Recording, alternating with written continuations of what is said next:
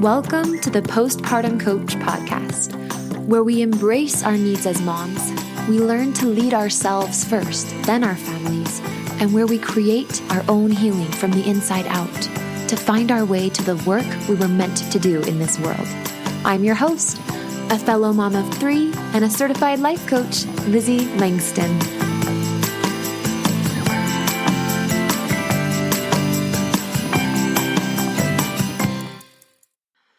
Hello, everybody.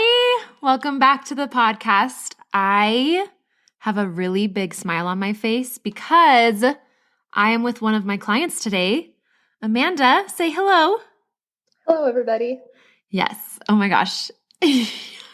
I'm like, that little hello, if you only knew all the personality behind this woman. I was just teasing her. She has a really cute headset on. Is it your work headset? It's my work headset. It's very flattering, isn't it? I mean, you look like you could be an autopilot. I'm not an auto. I mean, pilots don't fly automobiles. I meant a plane pilot. And the glasses really help too. Yeah, it's really cute though. It pulls the whole ensemble together.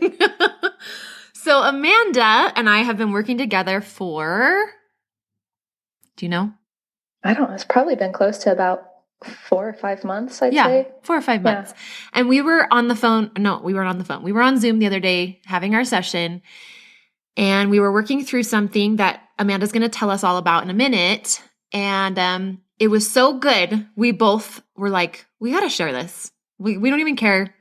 Whoever wants to listen, this is so good. Let's just share it, because it kind of blew both of our minds. And it was, we co-created a fun concept together as Amanda was talking her way through, and feeling in her body, right? Mind and body connection through this thing that was going on at work. So Amanda, why don't you first, before we dive in, just tell everybody who you are, who you is. Yeah. So, I'm Amanda. I'm, from Arizona. I'm 30 years old and a first-time mom. Our daughter's actually going to turn 1 next week. Yay. Are you going to make her a smash cake? Yeah, I am actually. Good. You have to. Good. My husband and I both work, both pretty intense jobs. We're actually both geologists. We fell in love over rocks. What? That's so cute.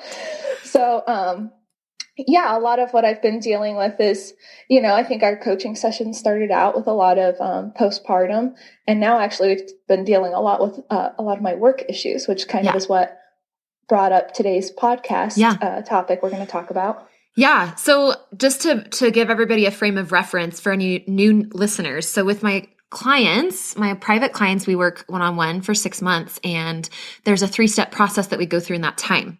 And some of you might have heard me talk about this. I'll just cover it briefly here, but it's important because Amanda's in step 3 right now. So I wanted to back up and go over step 1 is calm your mind. And when Amanda first came to me, she had a lot of anxiety. She always had a lot of anxiety. But we're on Zoom together, you guys, so we're winking at each other. No, I'm just kidding. But she had a lot of anxiety related to her baby and her baby's health. And she had anxiety, right? Amanda, you'd had anxiety before becoming a mom, but it took a turn. It did, postpartum. Yeah. Those hormones that's no joke. Yeah. And, the mindless, frantic researching when your baby has a small little sniffle. It doesn't help that we're in a pandemic. So much compassion and grace too. I'm not making fun. It's totally real when you're in it. Right. Mm-hmm. And so, but it wasn't working for you. It was exhausting you. Yeah. All the tools I had up before that point were not really tools. Let's be honest. They weren't tools to deal with it. Yeah. I mean, you were kind of just, I think you had the awareness that you were pretty indulgent of it, and you were worn out from it too. Yep. So that's where she started in the calm your mind phase, where we really calmed, we balanced out the way she was using her imagination, because that's where anxiety happens, is in your imagination. Once we did that, it was so fun to watch you get more grounded and calm in general in your body. And now you're kind of coming out of that second phase, where phase 2 is calm your body, where you really start to live in your body more and make your body and how it feels more of a priority.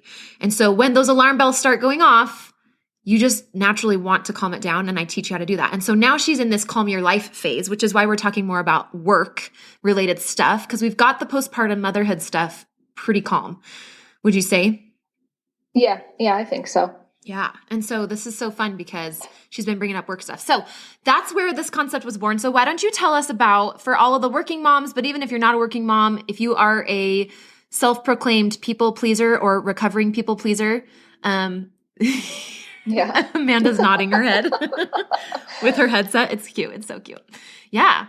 So why don't you just tell us about what was going on at work that was really kind of getting you worked up and bothering you and sucking your energy? We were talking about like Harry Potter and Dementors. It was like an energy suckage.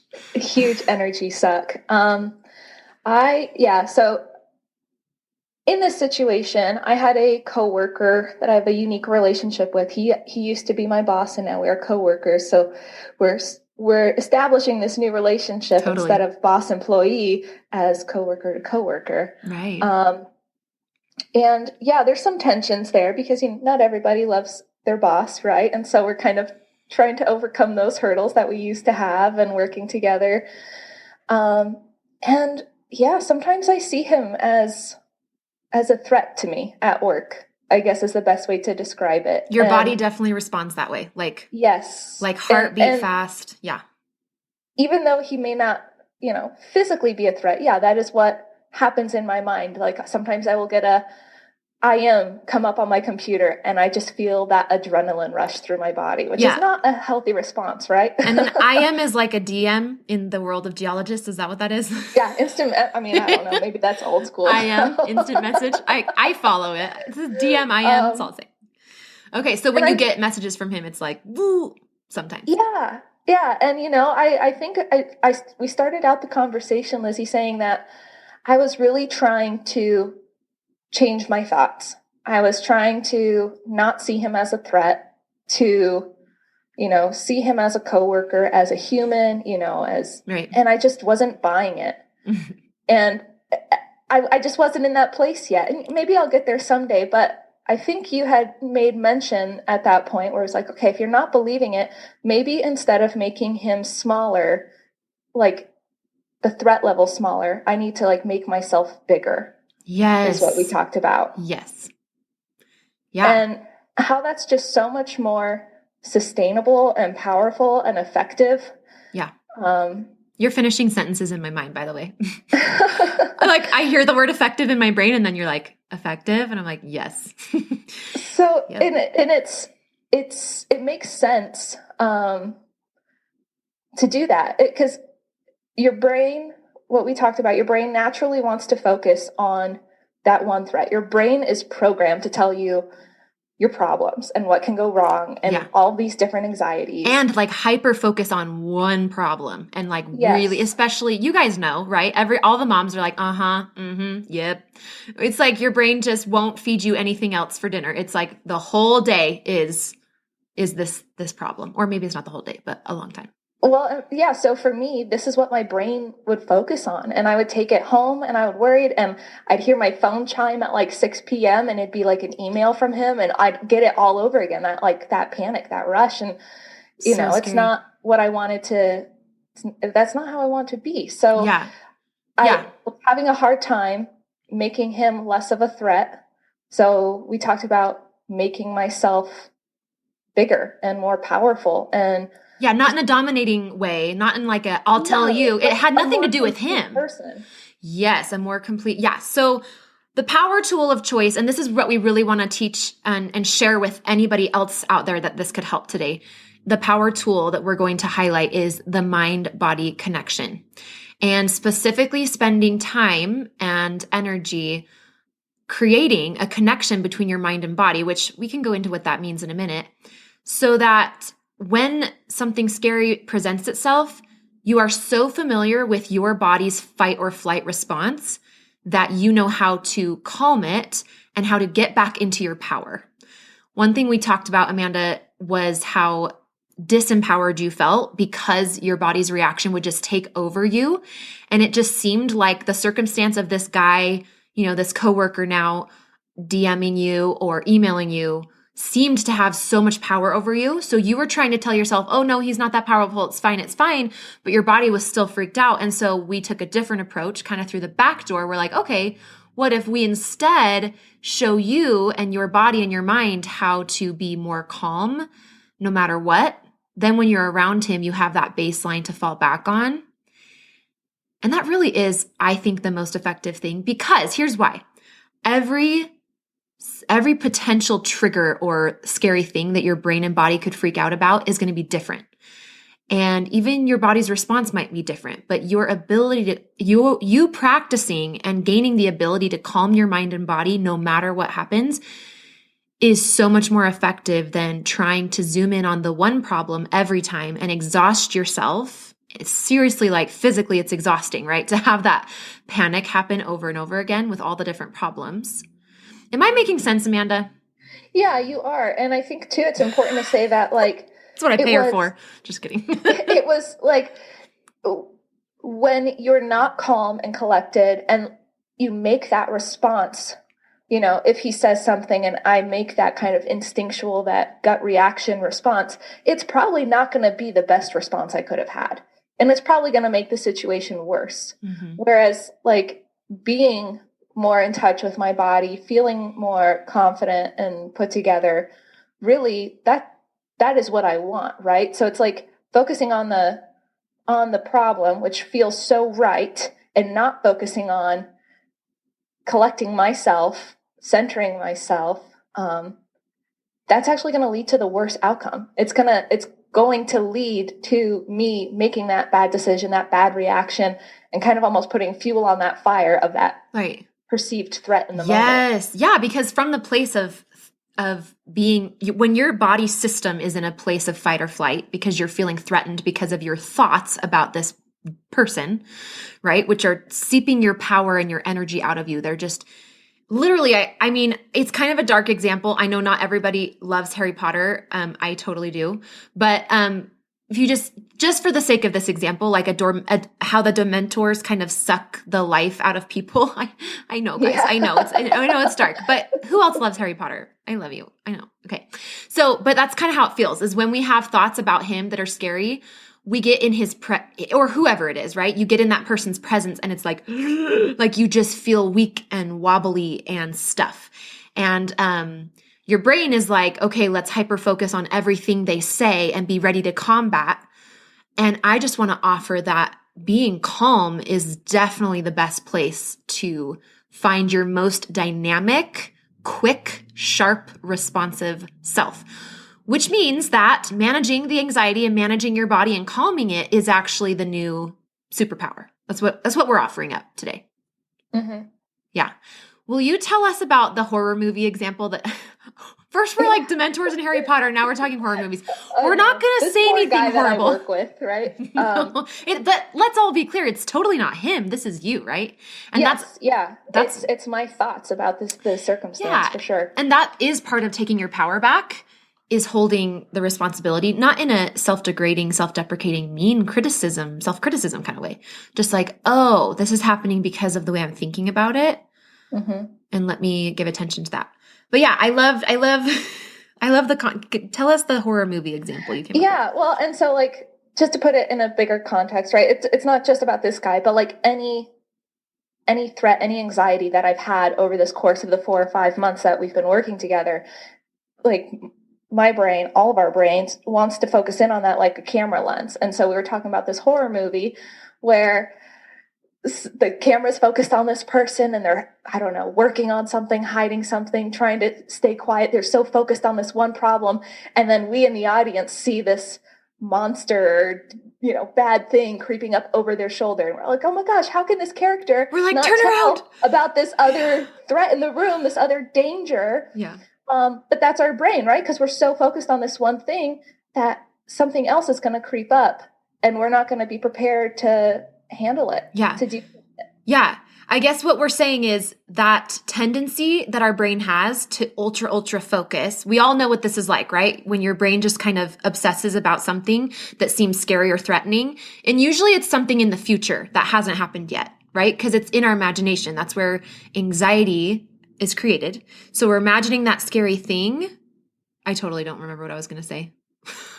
It's kind of like an anxiety death spiral. Like, it's like anxiety begets anxiety. Good. Like, I think about, like, sometimes I'll get into that, I don't know, I'm sure everyone has, where like you get on WebMD on your phone and you're like, oh my gosh, Oh, can we talk about WebMD? All the moms with anxiety. I was one of them. WebMD. Yes, all day. Keep going. And so our brain is focusing on this like runny nose, right? And then all of a sudden you're like, oh, well, now my stomach hurts. And then now you're looking at stuff, and it's like, it's one thing after another, and you get in this anxiety death spiral because your brain is focusing on just this one thing at this time, and then this other thing sneaks up, and this other thing sneaks up.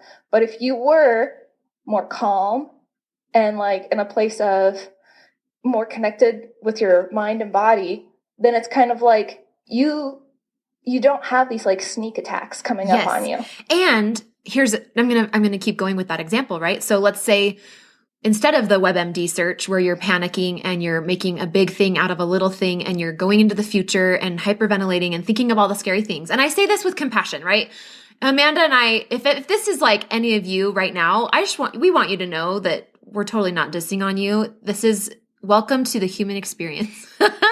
It's not you, it's your brain. We have to learn how to use it, right? In a different way for us. And so, anyway, but when you're doing all that research, it would be like, what we're saying is you calm your body, you go over to your baby. Let's say your baby has the runny nose, and you just get curious. From that place of calm, you're just naturally so curious. And maybe you start to realize, oh, we got a new plant in the nursery. We put it outside of the nursery. I bet that she's allergic to it. You pick up on stuff like that would totally pass you by. You're in that ability to be intuitive and curious and kind of like the problem solver, the actual effective problem solver. You don't have that. It's gone. That access to that like that mother's instinct and intuition is gone when you are in that fight or flight response. And that's the bummer. So it feels so necessary. It feels so good and helpful. Like it feels so necessary. And yet it's like you're letting the guy creep up on you in the background and you don't even, that I don't want to spur more fear, but like there's just potentially clues or information that would be completely available to the faculties of your body if the faculties of your body were not being so consumed with anxiety and panic. Yeah, I think what another metaphor or analogy that we compared it to was like a box of Oreos. Yes. Where it's like, I love Oreos. You have that first one and it tastes so good, and you have another and you have another. And there's something that feels good about doing something that is not necessarily good for you. Mm-hmm. There's something satisfying about it, for sure. Yeah, there is. Sometimes it just feels good to worry and to have panic. Like, it's kind of a weird, I don't know, it's a weird response, but sometimes I've found sometimes there's like comfort in worrying. Yeah. And, but that's such a short-sighted approach to it. It's not something that's sustainable at all. Yeah. And I think that we all know that point that we get to where we're like very real with ourselves. We're like, yeah, I cannot keep doing this. Because for you, Amanda, when you came to me, I mean, it was affecting the frequency of arguments in your marriage. Mm-hmm. It was affecting, I don't know about for you, but I know for a lot of my clients and probably for me too, libido, interest mm-hmm. in being, because when you're intimate, you have to like be in your body. And when we're so comfortable and it is so indulgent to be worrying about the things in our head, we're like absent from our body. We're not really there. Yeah, it's bigger than ourselves. Others benefit from the power that we bring, from that calmness. Mm-hmm. When we bring our best, most powerful self to the table, then our children and our spouses and our friends and our coworkers, they all benefit from that too. So it's kind of counterintuitive because you think that to like maybe help others, you have to focus on others. But really, if you want to have that better connection with your husband or your children, or in my case, with this example, my coworker, I need to focus on myself. Mm-hmm. They're not going to get the better side of me if I'm constantly indulging in this anxiety. The analogy I was just thinking of, I was thinking about if you were an EMT, like a paramedic person getting called on the scene to somebody who's panicking, it would be like trying to reinvent the wheel every time you had to go save someone's life. Yes. Right? Like rediscovering, trying to create brand new processes of how to bring somebody's heart rate back up or back down or their blood pressure or whatever that you need to help them with or stop the bleeding versus, you go to school, you practice over and over again to where it is so easy and You're calm. a well-rounded student. Yeah. You know the approach. You know that this works in all these different scenarios. Okay. This is it. That's really what it is. It is that when your ability to calm yourself is so quick and easy, then what happens is that no matter what the situation and how scary somebody else might think it is or how much the past you would have freaked out, you're able to just be calm. And I've really like you guys, because I am really calm now. Like my anxiety is just, it's at like a 1 or a 2 out of 10 consistently. Occasionally it'll spike up to like a 3 or 4, maybe a 5, but that's like ever the highest it would ever get out of a 10. And because I just know how to calm my body. And I really do believe that that's how it would be, even if something really terrible was happening, just because it doesn't serve me to get all worked up. And I don't find that useful anymore. But it took so much of me getting grounded and calm to realize how much more effective it was to be grounded and calm. So that's really the power of these sessions and coaching specifically, is you're coming together for 45 minutes a week when you're not worked up, and you're talking about when you were worked up, and you're figuring out why you were worked up, and you're figuring out how. And a lot of times, even in our sessions, it comes back right in the moment on purpose. We bring it back and you can feel it in your body on purpose. And I teach you literally the skill of calming your body. And what you take from that is not just the ability to calm your body, but such a quicker pathway of feedback with your body. So when your body is worked up, you just are with it and you can calm it easily. Kind of like how you get to know your toddler's behaviors and you can really, like at first you're like, what do I even do with this screaming child when they're first turning, 18 months old, 2 years old. But then a couple months go by and you start to figure out the strategies to help them find calm. But sometimes we didn't ever learn to do that with ourselves, right? People calmed us, but are you teaching your toddlers to calm themselves? And are you calming yourself? Can you calm yourself? And that really is the superpower that I believe comes from a mind-body connection, which will be so much more effective no matter what you might experience in your life and your motherhood, all the things. What are your thoughts? Yeah, I mean, I don't think our lower brains are much more evolved than an 18-month-old sometimes. I agree At least with mine's you. not. Nope. So learning how to calm it for sure, that's a huge thing. And, I don't know if I'm at your level yet, Lizzie, of like a 2 on the anxiety scale, but I will say I've gotten to the point where I know when I'm getting there and I can have this like almost out of body experience to stand back and say, okay, this is how the situation's unfolding. Do you want to go down this anxiety road or do you want to step back? I know at this point I am aware that I can choose to participate or step out of it. And I think that just knowing that I have that option now is huge. Before I just felt like a victim to it, really. Right. Ooh, you were. You didn't just feel like one, you were, because you genuinely didn't know how to stop it all. And you were so done. I even had anxiety about anxiety. Yeah, which is another podcast episode I want to do because it's a thing.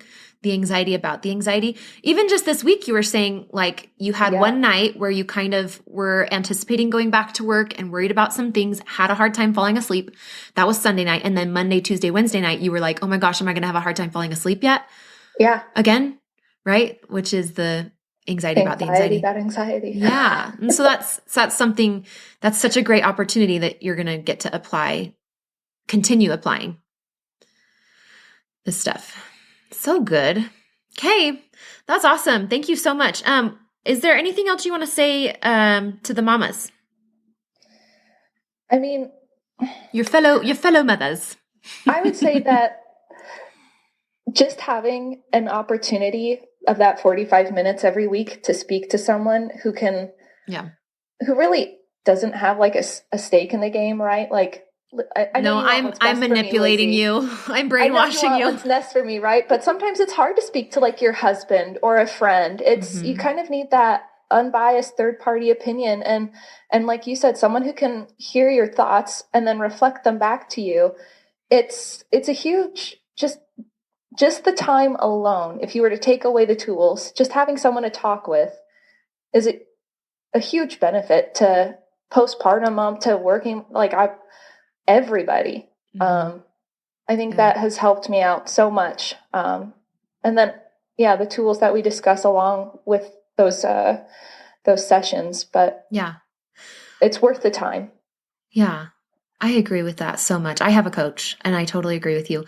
Going back to the toddler thing, I was thinking the only difference between a toddler and us as women and as moms is that we have a prefrontal cortex in addition to the toddler brain. We'll call it the toddler brain, right? Whereas their prefrontal cortex is so not developed. They really have less of a balance. But the question is, yes, we have a prefrontal, but do we know how to use it, right? So that humans have a prefrontal, other mammals species don't, but are we using it to its fullest capacity? And I feel like these tools, calming your mind and then calming your body, are very meta tools. They're very prefrontal tools that are available to anyone, but sometimes it cannot be done just on the inside within your own. Sometimes it just takes somebody else. I would say all the time, honestly. It takes seeing your stuff reflect your thoughts reflected outside of you. That's how you start to learn how to do it differently. And that's when your prefrontal can auto-correct and really, really get working for you to help you calm your mind and your body, which then calms your life, as we know, the 3 steps. So if you guys want to do this work, I still think I want to get all my clients together for like a big Zoom party or something, because I think you should all know each other. So just go to LizzieLangston.com/consult and you can get on a free 60-minute call with me to talk about you doing this work as well. I would love to help you. I almost said me and Amanda will be there. Amanda will be on the consult. She'll be like, hey. No, but we would truly love to see you get this help as well if it's something that you want. So maybe I'll see you. I'll be calling you soon on a consult. Thanks, Amanda, for being here. Yeah, thank you for having me. Of course. It was so fun. All right. Bye, you guys. Thanks for being on the podcast, and we'll talk to you next week. Take care. Hey, Lizzie here. I've helped dozens of postpartum moms just like you to manage their postpartum anxiety and deconstruct their postpartum depression. It's really easy for me. So if you're ready to feel better, I know the way. Let's chat on the phone. Set up a time by going to LizzieLangston.com/consult. It's pretty simple, and I will be calling you soon.